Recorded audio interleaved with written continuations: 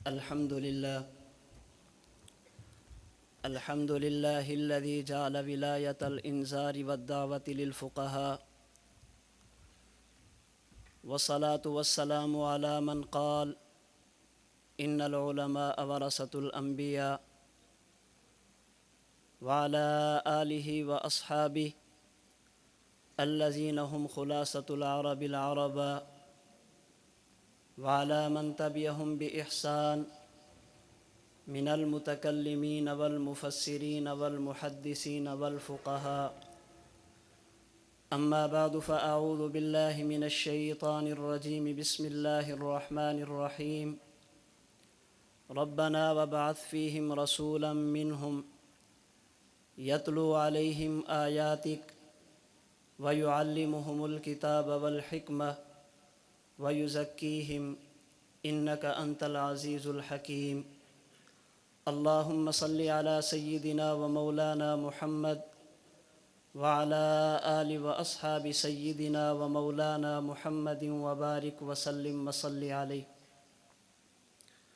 نہ تب تھا نہ اب ہے نہ ہوگا میسر، نہ تب تھا نہ اب ہے نہ ہوگا میسر، شریک خدا اور جواب محمد.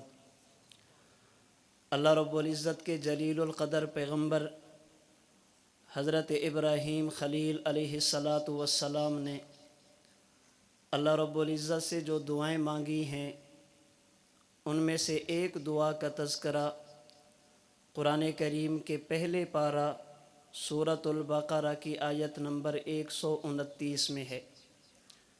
حضرت ابراہیم اللہ سے مانگتے ہیں، ربنا وبعث فیہم رسولا منہم، اے اللہ انسانیت میں اپنا ایک ایسا عظیم الشان پیغمبر اور رسول بھیج جس کی مثال نہ پہلے ہو اور نہ بعد میں ہو. اس پیغمبر کا کام کیا ہو؟ یتلو علیہم آیاتک، نمبر 1 وہ مخلوق خدا کو آپ کا پیغام پہنچائے. نمبر 2 وَيُعَلِّمُهُمُ الْكِتَابَ وَالْحِكْمَةَ، آپ کا پیغام سمجھے. نمبر 3 وَيُزَكِّيهِمْ، ان کے دلوں پر محنت فرمائے. اللہ رب العزت نے قرآن کریم کے دوسرے پارہ میں، قرآن کریم کے چوتھے پارہ میں اور قرآن کریم کے 28ویں پارہ میں حضرت ابراہیم علیہ السلام کی اس دعا کی قبولیت کو ذکر فرمایا. رسول اللہ صلی اللہ علیہ وسلم کی بعثت کو بھی بیان فرمایا اور آپ کی بعثت کے مقاصد کو بھی بیان فرمایا. اللہ کے رسول صلی اللہ علیہ وسلم نے دنیا میں تشریف لا کر 23 سالہ دور نبوت میں صحابہ کرام رضی اللہ عنہم اجمعین کو اللہ کا پیغام پہنچایا اور پہنچانے کا حق ادا فرمایا. اللہ کے رسول صلی اللہ علیہ وسلم نے خدا کا پیغام سمجھایا اور سمجھانے کا حق ادا فرمایا.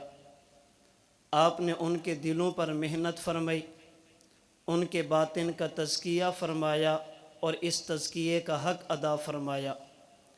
رسول اللہ صلی اللہ علیہ وسلم کی بعثت کے مقاصد میں سے ایک ہے تزکیہ باطن، دلوں کو پاک اور صاف کرنا. تزکیہ باطن کا عموماً مطلب یہ کیا جاتا ہے کہ انسان اچھے اخلاق اختیار کرے اور برے اخلاق سے اپنے آپ کو بچائے، اچھی عادات اپنے اندر لائے اور بری عادات سے اپنے آپ کو بچائے. تزکیہ باطن یہ بھی ہے، لیکن اس سے پہلے باطن کے تزکیے کا معنی یہ ہے اپنے دل کو ان گندے عقائد سے محفوظ رکھے جو دنیا اور آخرت میں انسان کی تباہی کا ذریعہ بنتے ہیں. چنانچہ رحمت کائنات صلی اللہ علیہ وسلم نے 23 سالہ دور نبوت میں صحابہ کرام رضی اللہ عنہم اجمعین کے دلوں پر محنت فرمائی، ان کو صحیح عقائد بھی دیے اور صحیح اخلاق بھی عطا فرمائے. جو غلط عقائد تھے ان کی بھی نفی فرمائی اور جو اخلاق رذیلہ تھے ان سے بھی صحابہ کرام رضی اللہ عنہم اجمعین کو بچانے کی کوشش فرمائی۔ اور آپ علیہ الصلاۃ والسلام کا یہ 23 سالہ دور نبوت ایسا ہے جس میں جب آپ دنیا سے تشریف لے گئے تو ایک ایسی جماعت آپ تیار کر کے دنیا سے تشریف لے گئے جو قیامت تک آنے والی انسانیت کے عقائد اور اعمال کے لیے معیار حق قرار پائے ہیں۔ اللہ رب العزت نے قیامت کی صبح تک عقائد اور اعمال کے لیے معیار حضور کے صحابہ کو قرار دیا۔ ہری چند اختر یہ مسلم نہیں غیر مسلم ہے، رسول اللہ صلی اللہ علیہ وسلم کا کلمہ نہیں پڑھا، وہ بھی آپ کی اس محنت کو مان کر یہ کہنے پہ مجبور ہوا، کس نے ذروں کو اٹھایا اور صحرا کر دیا، کس نے قطروں کو ملایا اور دریا کر دیا، زندہ ہو جاتے ہیں جو مرتے ہیں ان کے نام پر، اللہ اللہ موت کو کس نے مسیحا کر دیا، اور کس کی حکمت نے یتیموں کو کیا در یتیم اور غلاموں کو زمانے بھر کا مولا کر دیا۔ جناب رسول اللہ صلی اللہ علیہ وسلم نے صحابہ کرام کے دلوں پر محنت فرمائی، ان کا تزکیہ فرمایا، عقائد اور اخلاق کی اصلاح فرمائی۔ چنانچہ اللہ کے رسول صلی اللہ علیہ وسلم نے جو صحابہ کرام کے واسطے سے ہمیں عقائد دیے، باطن کے تزکیے کے لیے ضروری قرار دی، اس میں نمبر 1 مسلمان کے لیے ضروری ہے اللہ کو مانے اور اللہ کو یکتا مانے۔ مسلمان کے لیے ضروری ہے انبیاء کرام علیہم السلام کو مانے اور ان کو معصوم مانے۔ مسلمان کے لیے ضروری ہے صحابہ کرام کو مانے اور محفوظ مانے۔ مسلمان کے لیے ضروری ہے مجتہدین اور فقہا کو مانے اور ماجور مانے۔ مسلمان کے لیے ضروری ہے علماء کو مانے اور انبیاء کا وارث مانے۔ یہ تزکیہ باطن کے لیے ضروری ہے ہم اللہ کو معبود مانیں اور صرف اللہ ہی کو معبود مانیں، انبیاء کرام علیہم السلام کو معصوم مانیں اور صرف انبیاء کو ہی معصوم مانیں، صحابہ کرام کو محفوظ مانیں اور صرف صحابہ کو ہی محفوظ مانیں، مجتہدین کو ماجور مانیں اور صرف مجتہدین کو ہی ماجور مانیں، علماء کرام کو انبیاء کا وارث مانیں اور صرف علماء کو ہی نبی کا وارث مانیں۔ ہم اللہ کو معبود مانتے ہیں اور اللہ ہی کو معبود مانتے ہیں۔ اس کی دلیل میرے اور آپ کے امام سید الفقہاء والمحدثین حضرت امام اعظم امام ابو حنیفہ نعمان بن ثابت رحمۃ اللہ علیہ کی حدیث مبارک کی کتاب الآثار میں موجود ہے۔ اللہ کے رسول صلی اللہ علیہ وسلم نے قربانی کے موقع پر جانور ذبح فرمایا اور فرمایا کہ اللہ یہ میری طرف سے اور میری اس امت کی طرف سے جو قیامت تک آئے اور یہ کہے لا الہ الا اللہ محمد الرسول اللہ۔ اللہ کے رسول نے ہمیں بتایا مومن ہونے کے لیے اللہ کو معبود مانے اور صرف اللہ ہی کو معبود مانے، لا الہ الا اللہ۔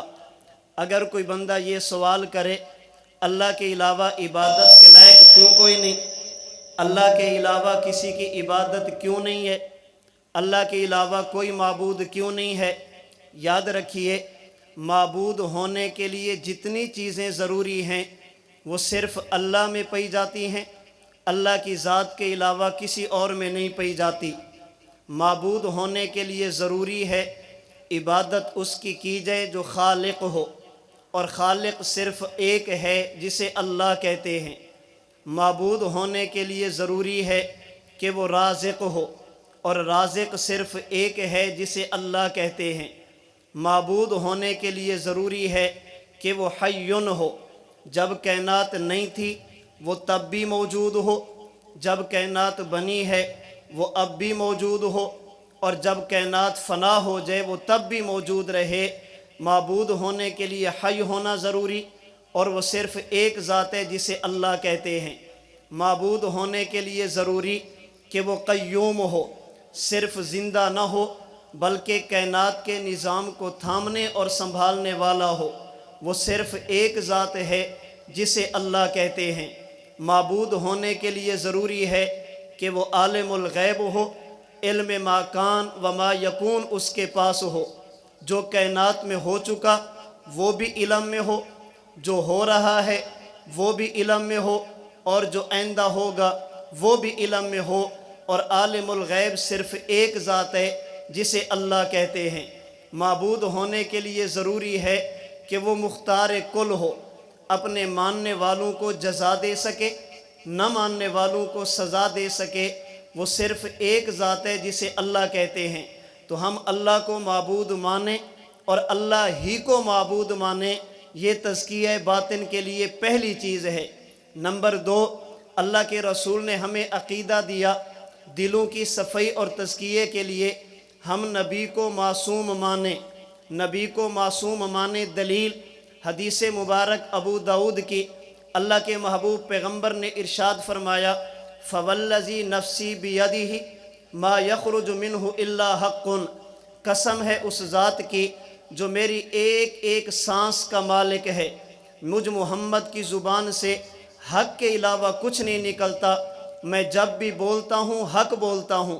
جسے قرآن نے یوں کہا، وما ینطق عن الہویٰ ان ہوا الا وحی یوحیٰ، جسے کسی کہنے والے نے یوں کہا، مصطفیٰ ہرگز نہ گفت تا نہ گفتے جبرائیل، جبرائیلش ہم نہ گفت تا نہ گفتے کردگار۔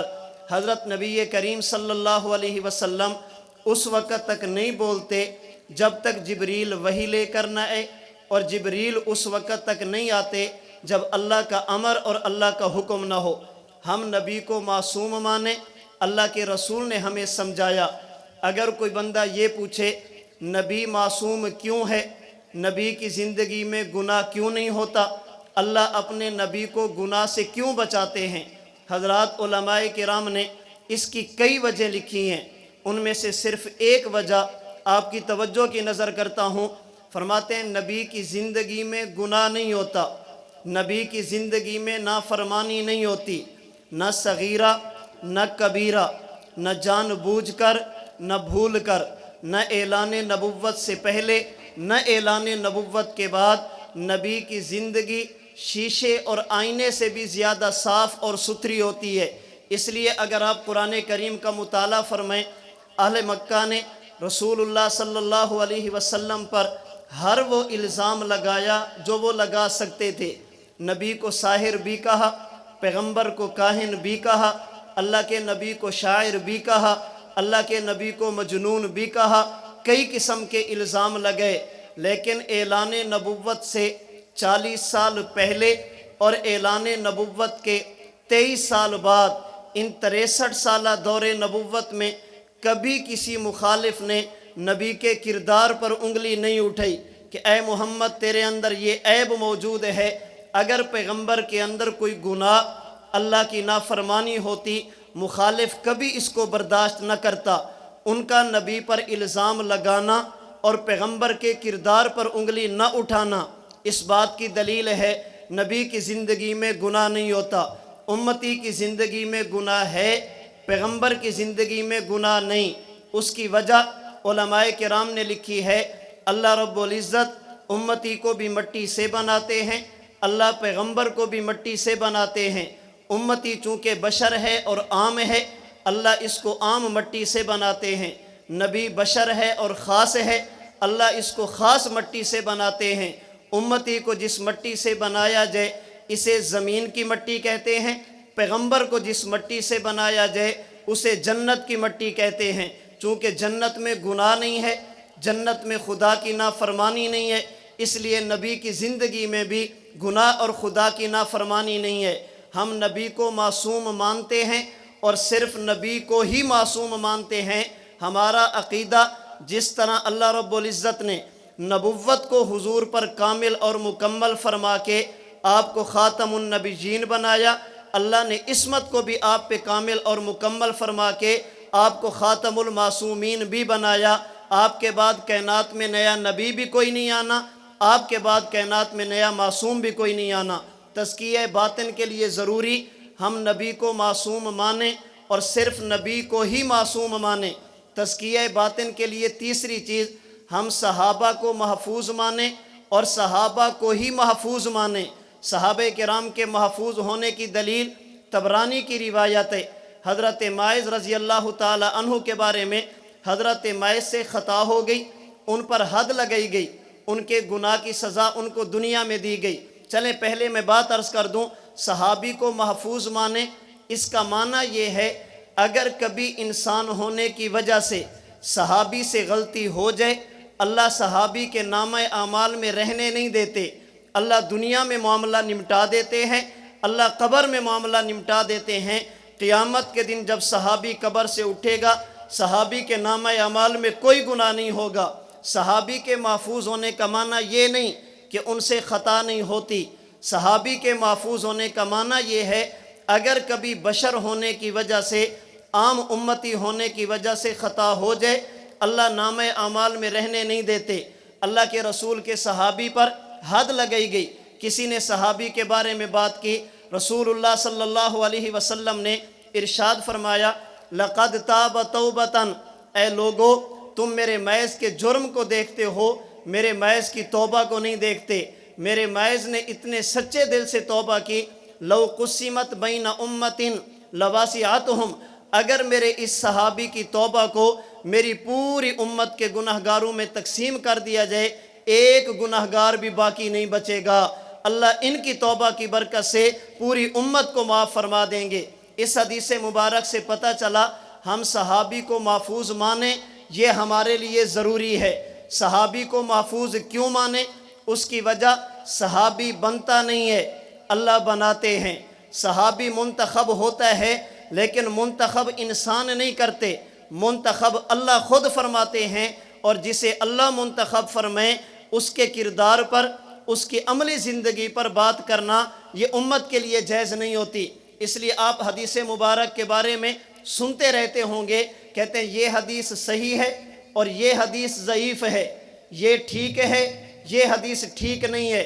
حدیث صحیح ہے اس کا معنی یہ ہے اسے نقل کرنے والے بندے ٹھیک ہیں، نقل کرنے والے افراد ٹھیک ہیں۔ یہ حدیث صحیح نہیں ہے اس کا معنی اسے نقل کرنے والے بندے ٹھیک نہیں، کسی کے حافظے میں کمی تھی، کسی کی عدالت میں کمی تھی، کسی کے اندر کوئی نقص تھا، اس وجہ سے حدیث ضعیف ہے، حدیث صحیح نہیں ہے۔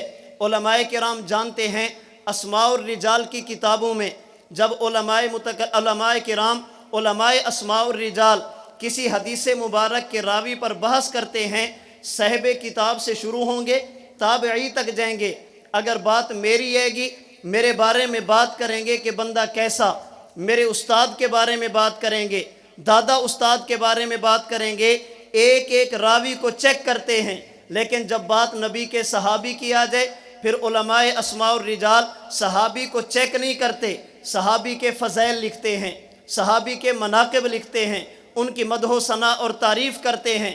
آخر سوال اٹھتا ہے باقی سب کو چیک کیا جاتا ہے، صحابی کو چیک کیوں نہیں کیا جاتا؟ حضرت امام سخاوی رحمۃ اللہ علیہ نے فتح المغیث میں لکھا، فرماتے ہیں باقی افراد وہ ہیں جنہیں ہم چیک کرتے ہیں، باقی وہ ہیں جن کے ایمان کی گواہی ہم دیتے ہیں، جن کے تقوی کی گواہی ہم دیتے ہیں، جن کے صحیح ہونے کی گواہی ہم دیتے ہیں، اور صحابہ وہ مقدس جماعت ہے جن کا امتحان اللہ نے لیا، جنہیں اللہ نے چیک فرمایا۔ صحابہ کے ایمان کی گواہی خود اللہ نے دی ہے، صحابہ کے تقوی کی گواہی خود اللہ نے دی ہے، ان کے رشد و ہدایت کی گواہی خود اللہ نے دی ہے، اور جسے اللہ پاس کر دے اسے کسی اور کو چیک کرنا، کسی اور کے لیے اسے چیک کرنا جائز نہیں ہوتا۔ ہم صحابہ کو محفوظ مانتے ہیں اور صحابہ کو ہی محفوظ مانتے ہیں، یہ دل کے تزکیے اور باطن کے لیے ضروری ہے۔ نمبر 4، ہم مجتہد کو ماجور مانتے ہیں اور صرف مجتہد کو ہی ماجور مانتے ہیں۔ ماجور ہونے کا معنی اگر مجتہد کبھی مسئلہ بیان کرے، مسئلہ ایسا ہو جو قرآن میں بھی نہ ہو، اللہ کے نبی کے فرمان میں بھی نہ ہو، مجتہد اپنی علمی صلاحیت استعمال کر کے اس مسئلے کو حل کرنے کی کوشش کرتا ہے، قرآن و سنت میں غور کرتا ہے، قرآن و سنت میں غور کرنے کے بعد اس مسئلے کو حل کرتا ہے، مسئلے کو نکال کر امت کے سامنے پیش کرتا ہے۔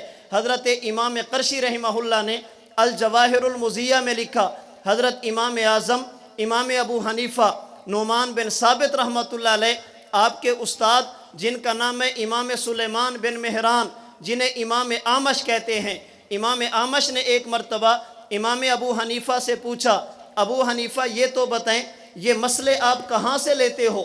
جو مسائل ہمیں معلوم نہیں ہوتے آپ مسئلوں کو کہاں سے نکالتے ہو؟ حضرت امام صاحب نے پوچھا، استاد جی کون سا مسئلہ؟ کوئی ایک مسئلہ مجھے بتائیں، میں بتاؤں گا میں نے مسئلہ کہاں سے لیا۔ حضرت امام اعمش نے ایک مسئلہ بیان کیا، بیان کرنے کے بعد فرمایا یہ مسئلہ تم نے کہاں سے لیا؟ حضرت امام صاحب مسکرا کے فرمانے لگے، استاد جی یہ مسئلہ میں نے اس حدیث مبارک سے نکالا جو آپ نے مجھے پڑھائی تھی، یہ حدیث تو میں نے آپ سے پڑھی ہے۔ امام اعمش نے پوچھا، ابو حنیفہ میں نے کب پڑھی تھی؟ اب امام صاحب شروع ہوئے، فرمانے لگے استاد جی حدثتنی عن فلاں عن فلاں عن فلاں قال قال رسول اللہ، حدثتنی عن فلاں عن فلاں عن فلاں قال قال رسول اللہ۔ امام صاحب رحمۃ اللہ علیہ نے ایک سند بیان کی، دوسری بیان کی، تیسری بیان کی۔ امام اعمش رحمۃ اللہ علیہ خوشی میں آ کر اٹھے، امام صاحب کے ماتھے پر ہاتھ رکھا، چہرے پر ہاتھ رکھ کے فرمایا حسبک حسبک ابو حنیفہ بس کر، ما حدثتک فی مئۃ یوم حدثتنی فی ساعۃ، جو حدیثیں میں نے تجھے 100 دنوں میں پڑھائی تو نے ایک مجلس میں ساری مجھے سنا دی۔ پھر اس موقع پر امام اعمش نے امام ابو حنیفہ سے فرمایا یا معاشر الفقہاء انتم الاطباء ونحن الصیادلہ، ابو حنیفہ دنیا میں ایک پنساری ہوتا ہے اور ایک طبیب اور حکیم ہوتا ہے۔ پنساری سفر کرتا ہے، جڑی بوٹیاں اکٹھی کر کے لاتا ہے، طبیب جا کر جڑی بوٹیاں لیتا ہے اور نسخے خمیرے بنا کر لوگوں کے حوالے کرتا ہے۔ طبیب کا کام نسخے بنانا ہے اور پنساری کا کام وہ جڑی بوٹی کو اکٹھا کرنا ہے۔ محنت پنساری زیادہ کرتا ہے لیکن کام وہ طبیب زیادہ کرتا ہے۔ حضرت امام اعمش فرمانے لگے ابو حنیفہ تم فقہا ایسے ہو جیسے طبیب ہوتے ہیں اور ہم ایسے ہیں جیسے پنساری ہوتے ہیں۔ ہم سفر کرتے ہیں، احادیث اکٹھی کر کے لاتے ہیں، تم آتے ہو حدیثیں لیتے ہو، مسئلے نکال کر امت کے حوالے کرتے ہو۔ خانقاہ حنفیہ میں شریک ہونے والے میرے بزرگوں، غیور نوجوان دوستو، حضرت امام اعمش کا جملہ سنیں۔ حضرت امام اعمش محدثین کے امام، محدثین کے استاد ہیں، مرکزی راوی ہیں حدیث مبارک کی کتابوں کے۔ امام اعمش نے امام ابو حنیفہ کو اپنے شاگرد کو کہا ابو حنیفہ فقہا ایسے ہیں جیسے طبیب، ہم محدثین ایسے جیسے پنساری۔ وَأَنْتَ أَيُّهَا الرَّجُلُ أَخَذْتَ بِكِلَا الطَّرْفَيْنِ، ابو حنیفہ دنیا میں جو پنساری ہوتا ہے وہ طبیب نہیں ہوتا، جو طبیب ہوتا ہے وہ پنساری نہیں ہوتا۔ جڑی بوٹیاں ہوتی ہیں، نسخے نہیں بنا سکتا، نسخے بنا سکے جڑی بوٹیاں موجود نہیں ہوتی۔ دنیا میں بندہ محدث ہوتا ہے، فقیہ نہیں ہوتا، فقیہ ہوتا ہے، محدث نہیں ہوتا۔ اس کے پاس حدیثیں ہوں، مسئلے نہیں نکال سکتا، اگر مسائل نکال سکے حدیثیں موجود نہیں ہوتی۔ ابو حنیفہ تو وحد بندہ ہے، انت ایھا الرجل اخذت بکلا الطرفین، اللہ نے تجھے دونوں نعمتیں عطا فرمائی ہیں، تو حدیث مبارک کا محدث بھی ہے اور حدیث مبارک سے مسائل نکالنے والا مجتہد اور فقیہ بھی ہے۔ ہم امام اور مجتہد کو معذور مانتے ہیں، کیا مانا؟ مجتہد مسئلہ بیان کرے، مسئلہ ایسا ہو جو قرآن میں بھی صراحتاً نہیں، نبوت کے فرمان میں بھی صراحتاً نہیں، مجتہد قرآن و سنت میں غور کر کے مسئلے کا حل امت کے سامنے پیش کرتا ہے، اسے اجر کیوں ملتا ہے؟ یہ معذور کیوں ہے؟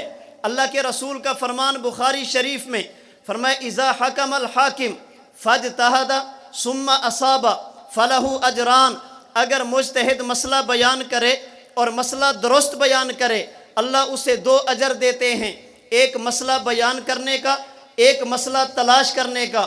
اور اگر مجتہد اجتہاد کرے لیکن خطا ہو جائے، مسئلہ صحیح بیان نہ کر سکے فلہ اجر، اللہ اس کو محنت کا اجر تب بھی دیتے ہیں، کیونکہ مجتہد کی محنت عام علماء سے زیادہ ہوتی ہے، اس کی مشقت عام علماء سے زیادہ ہوتی ہے، اس لیے مجتہد ہمیشہ معذور رہتا ہے۔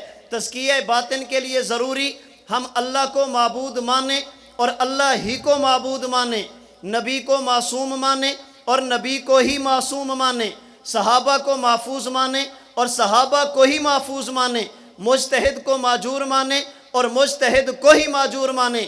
پانچویں بات جو تزکیہ باطن کے لیے عقیدے کے حوالے سے ضروری، ہم علماء کو نبی کا وارث مانیں اور صرف علماء کو ہی نبی کا وارث مانیں، علماء کو وارث مانیں اور صرف علماء کو ہی نبی کا وارث مانیں۔ نبی کی وراثت کے حقدار علم میں صرف علماء ہیں، جن کے پاس علم والی دولت نہیں وہ نبی کے وارث نہیں۔ دلیل بخاری اور ابو داؤد کی روایت، فرمایا ان العلماء ورثۃ الانبیاء، یہ علماء انبیاء کے وارث ہیں۔ کیوں وارث ہیں؟ اس لیے کہ حضور آخری نبی، آپ کے بعد نبوت نہیں ہے، اللہ کے نبی نے دنیا سے جانا ہے، آپ کی امت نے قیامت کی صبح تک رہنا ہے، اللہ کے نبی نے عقائد پر محنت فرمائی، آپ دنیا سے چلے جائیں گے، عقائد پر محنت کون کرے گا؟ فرمائے علماء۔ آپ نے اعمال پر محنت فرمائی، آپ دنیا سے چلے جائیں گے، اعمال پر محنت کون کرے گا؟ فرمائے علماء۔ آپ دنیا میں تھے، آپ نے امت کی سیادت اور قیادت فرمائی، آپ دنیا سے چلے جائیں گے، آپ کی امت کی سیادت اور قیادت کون کرے گا؟ فرمایا علماء۔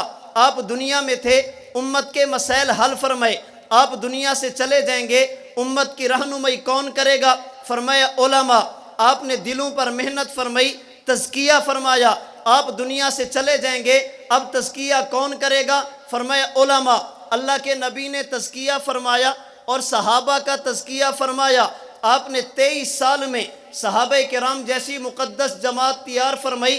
اس مختصر عرصے میں اتنی بڑی جماعت، پوری امت کے لیے مقتدا، پوری امت کے لیے رہنما، یہ کیسے بن گئی؟ اس کے لیے اللہ رب العزت نے قرآن کریم میں ایک ادب بیان فرمایا۔ قرآن کریم کا 21واں پارہ سورۃ الاحزاب کی آیت نمبر 6، فرمایا النبی اولیٰ بالمؤمنین من انفسہم، اے میرے نبی کے صحابہ، اگر تم یہ چاہو کہ تمہیں نبی سے فیض ملے، اگر تم یہ چاہو تم نبی کے مجلس میں بیٹھ کر نبی سے استفادہ کرو، اگر تم یہ چاہو تمہارے عقائد کی اصلاح ہو، اگر تم یہ چاہو تمہارے اعمال کی اصلاح ہو، اگر تم یہ چاہتے ہو تمہارے اخلاق کی اصلاح ہو، اگر اپنے ظاہر اور باطن کو سنوارنا چاہتے ہو، اس کے لیے ضروری ہے النبی اولیٰ بالمؤمنین من انفسہم، اپنی جان سے زیادہ میرے پیغمبر کا خیال کرنا، اپنے گھر سے زیادہ میرے پیغمبر کا خیال کرنا، اپنی عزت سے زیادہ میرے پیغمبر کا خیال کرنا، اپنی راحت سے زیادہ میرے پیغمبر کا خیال کرنا، اپنا سب کچھ قربان کرنا پڑے کر دینا۔ اگر تم فیض لینا چاہتے ہو یہ تبھی ملے گا جب پوری کائنات ایک طرف، میرا پیغمبر ایک طرف ہو، میرے نبی کو پوری کائنات پر ترجیح دینی ہے۔ پھر امت نے دیکھا ہے صحابہ نے ترجیح دی نہیں ہے، ترجیح دینے کا حق ادا فرما دیا۔ یہی صحابہ تو تھے جب پیغمبر کی مجلس میں بیٹھتے کسی اور کی طرف نگاہ اٹھا کر دیکھتے بھی نہیں تھے، ان کی پوری کائنات اللہ کے نبی کا مبارک وجود تھا، جب پیغمبر کی مجلس میں بیٹھتے خود اللہ کے نبی کی طرف بھی نگاہ اٹھا کر نہیں دیکھتے۔ ادب اور احترام کی وجہ سے یہ نبی کا فیض تھا جو صحابہ میں منتقل ہوا، یہ نبی کی برکت تھی۔ صحابہ حضور کے دروازے پہ دستک دیتے، یوں نہیں دیتے، ناخن کے ساتھ دروازے پہ دستک دیتے تاکہ پیغمبر کے آرام میں خلل نہ آئے، یہ نبی کو اپنی راحت پر ترجیح دینا تھا۔ صحابہ کرام یہاں تک گئے ہیں، اللہ کے نبی اگر مبارک لعاب ڈالتے ہیں، بخاری کی روایت کے مطابق صحابہ کرام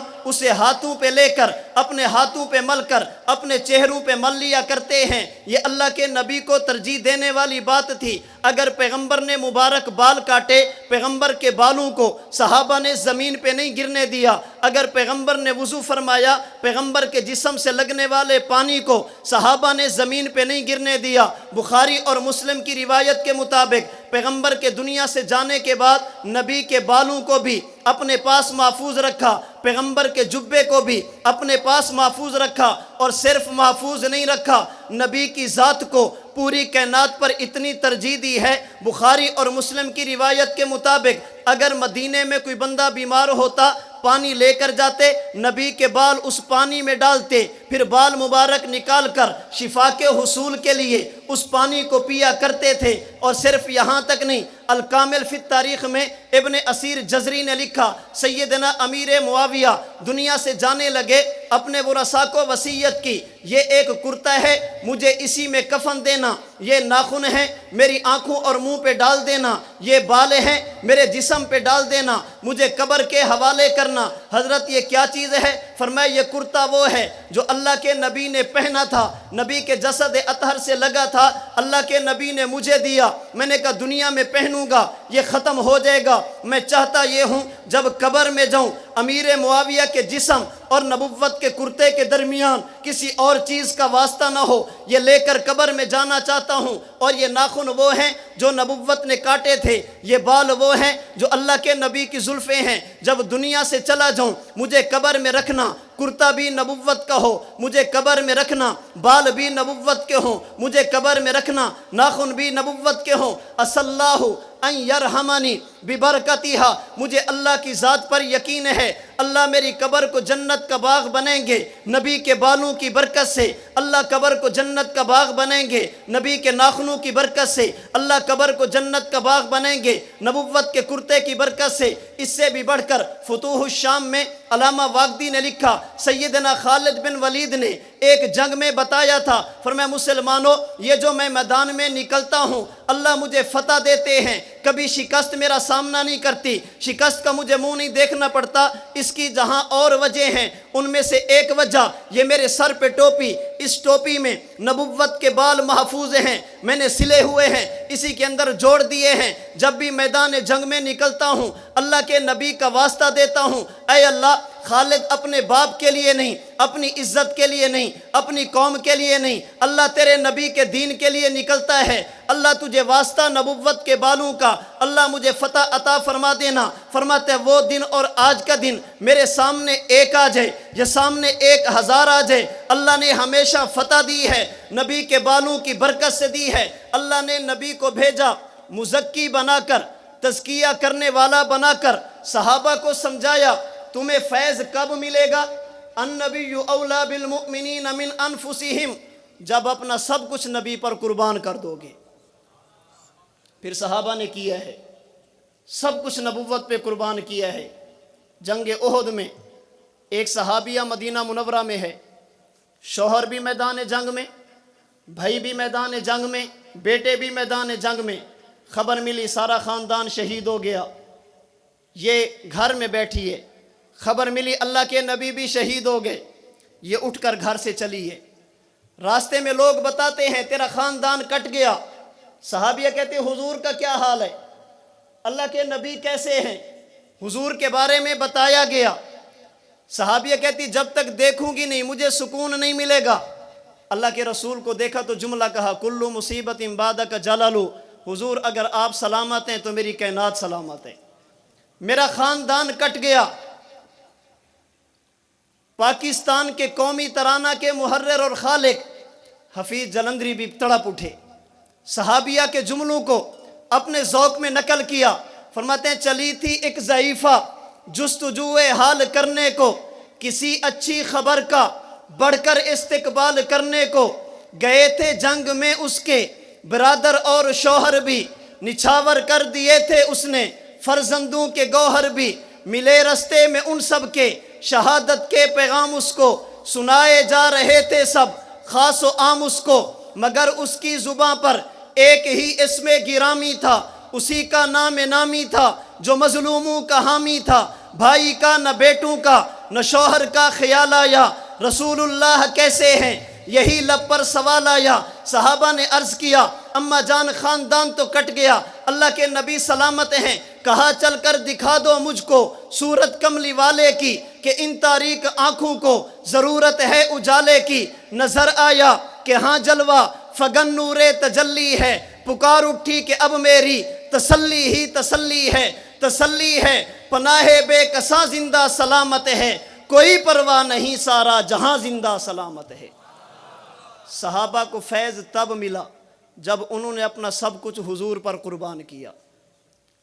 اللہ کے نبی نے فرمایا علماء انبیاء کے وارث، جیسے تزکیہ نبوت کے ذمے تزکیہ اللہ کے نبی کی امت میں سے علماء کے بھی ذمے، خدا کا پیغام پہنچانا نبوت کی ذمہ داری، پہنچانا علماء کی ذمہ داری، سمجھانا نبوت کے ذمے، سمجھانا علماء کے ذمے، تزکیہ باطن علماء کے ذمے، اس لیے کہ اللہ کے نبی نے کیا۔ یاد رکھنا، کسی بھی امتی کو کسی بڑے سے فیض تب ملے گا جب وہ اپنا سب کچھ اس پر فدا کر دے گا، تب ملے گا جب اپنی راحت پر، اپنی راحت اپنے شیخ کی راحت پر قربان، اپنی عزت و ناموس اپنے شیخ کی عزت و ناموس پر قربان۔ شیخ کے سامنے جو بندہ ہر چیز قربان کرے، پھر اللہ رب العزت نے جیسے صحابہ کو نوازا، اللہ مجھے اور آپ کو بھی نوازیں گے۔ یہ ہمارا اور آپ کا ذہن ہونا چاہیے۔ جس شیخ سے بندہ مرید ہو، پھر جتنا بڑے سے بڑا بندہ بھی آ جائے، یہ کہہ دے اٹھتی نہیں نظر کسی اور کی طرف، پابند کر دیا ہے کسی اور کی نظر نے۔ یہ تب ملے گا جب اپنا سب کچھ اپنے شیخ پر قربان کریں گے۔ یہ میری اور آپ کی خوش قسمتی ہے۔ جس جگہ پر میں اور آپ بیٹھے ہیں، یہ مرکز اہل و سنت والجماعت بھی ہے، جو خدا کا پیغام پہنچاتا بھی ہے، سمجھاتا بھی ہے۔ یہ خانقاہ حنفیہ بھی ہے، جہاں پر تزکیہ کی محنت بھی ہوتی ہے۔ تزکیہ میں جس طرح اعمال اور عادات ہیں، تزکیہ میں عقائد اور نظریات بھی ہیں۔ اللہ نے ہمیں ایسا شیخ عطا فرمایا جو نظریات اور عقائد پر بھی محنت فرماتے ہیں، ہمارے اعمال پر بھی محنت فرماتے ہیں، اور ایک چھتری کے نیچے ہمیں اتنا کچھ دیتے ہیں، کم از کم ہمیں کسی اور جگہ پہ جانے کی ضرورت نہیں پڑتی۔ بیت کا مسئلہ ہو، ہمارے شیخ موجود ہیں۔ پڑھنے اور پڑھانے کا مسئلہ ہو، ہمارے شیخ موجود ہیں۔